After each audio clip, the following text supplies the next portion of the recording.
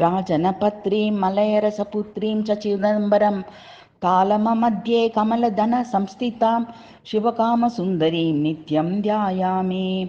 ब्रह्मविष्णुप्रमुखरूपत्वेन देवैः पूजितां कमलसदृशे बाहुं शुकं धारयन्तीं ईशनपक्षेन विराजमानां शिवगामसुन्दरीं नित्यं भजामि। उपनिषदमहिमानं वेदस्य बीजमं भक्तानाम् इष्टफलप्रदानार्थं ऋषिपुत्रसुखब्रह्म ऋषिप्रभैः अभिषिकां शिवकामसुन्दरी नित्यं पूजयामि। कामदेवं पुनः जीवितं कृत्वा शिवस्य नेत्रगोलकेन दग्धं धनुः तीक्ष्णप्रहारेण पुनः जीवितं जातम् उमानामकं षोडशवर्षीयं महङ्गं शुभं शिवकामसुन्दरीं नित्यं स्तुवामि।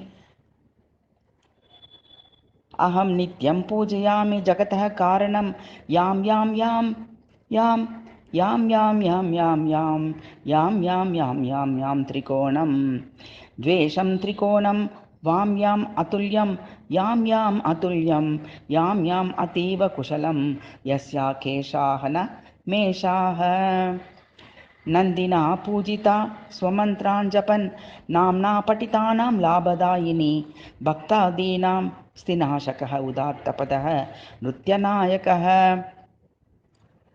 शिवगामसुन्दरीं प्रतिदिनं स्तुवामि। सूर्यचन्द्राग्निश्चुः यस्याः या सर्वान् प्रमोहयति या बुद्धिविक्रमा धर्मा येलात्रयादिका मोक्षदात्री अर्थकामस्य च शिवगामसुन्दरीं हितकरं च नित्यं पूजयामि। नित्यं व्याघ्रपदमुनिना अयं जपः पुण्डरीकापुरस्य देवी शिवोलकस्य महेश्वरी शिवगामसुन्दरीं तस्या इच्छितम् अवश्यं दास्यति।